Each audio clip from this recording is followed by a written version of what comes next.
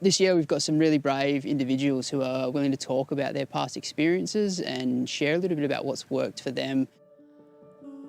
I left home at 15 and started using drugs and alcohol and anger to deal with the loss of my mother to suicide. I was just in denial that I had postnatal depression. I wasn't functioning. I had a plan to actually end my life. So that was the real key point in asking for help, because the fact that I wasn't scared about my decision really goes to show that I probably would have gone through with it. I'm 48 now, and when I got unwell I was about 21. My world and my life went upside down really. I didn't know where my life was going really. I knew I was unwell. The reality I had was not the reality. I heard voices, and my diagnosis back then was schizophrenia. It's something that stayed with me, something that I've had to battle. We all get our own experience with mental wellbeing. Mental health is just as important as our physical health, and it's something that we need to monitor and work towards improving throughout our life's journey. I understand that I do have quite bad depression, but I've sort of lived with it for such a long time, and I do know how to deal with it. Just falling back into use of alcohol can be a real sign that I'm heading in a bad direction. If I'm out and I can have a glass and walk away, not a problem, and that usually means I'm in a good headspace. So a lot of my friends and family know that when I go quiet or don't talk to them, that I'm having a bit of a hard time. When I start to see those signs and I stop enjoying what I normally would do, then yeah, I lean on my support group, which is a lot of friends that I've met through Radiance, and yeah, my family, which are my #1 supporters. Noticing when you're a bit off, shutting down a bit, being dismissive, and then not being able to talk about things too. Isolating. I'll tend to isolate myself. Friends will try and get me to come out to events, and I'll say, yep, no problem, and then cancel at the last minute. It's different for everybody. It's like not engaging and saying sorry to people you can't meet them, but just that real withdrawal, that's the sign for me. When I start moving out of that headspace, I get into the space where I really want to go out and exercise, and that helps me. It makes me feel much better. And they're all interlinked. You start feeling better about yourself, you start looking after yourself, and then you start feeling more and more and more better.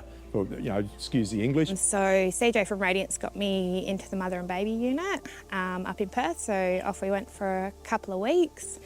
And then once we got home, we were just welcomed with open arms with Radiance, and yeah, from there they've just supported us. We've finally moved on, grown our wings, and we're on our own now. We're doing really, really well. Yeah, just focusing on my nutrition and fitness, I find it just gives me that endorphin, that dopamine hit that, yeah, it just sets up my day perfect, that I can keep going. I try and go for a run. I'm sitting down some days at a desk, and I do that a few times a week, and that helps as well, stay physically fit, but also helps mentally as well too. I've learnt recently that I'm actually all right at mucking around with sculpting.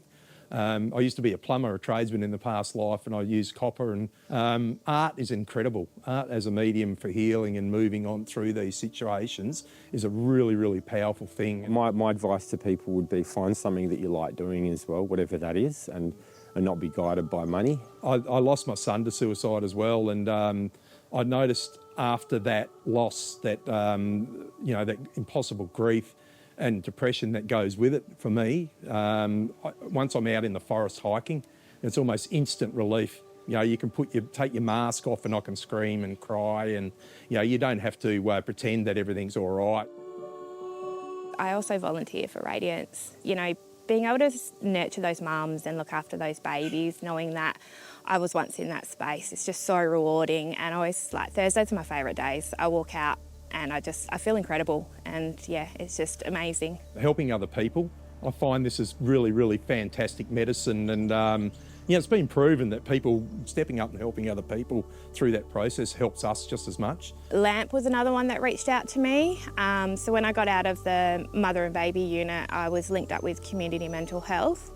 Obviously Radiance as well, my GP. I then got in with a psychologist. I mean, I've got a really fantastic GP, which is, I've lent on her heavily, and I trust her immensely. Instead of trying to tackle it by yourself, it's noticing there's people around you that can help you as well, and being able to put up your hand and say, I need help. People around you are good people, not just the doctor, but there's other good people there too, like the contacting engagement with people, like it's healthy, yeah.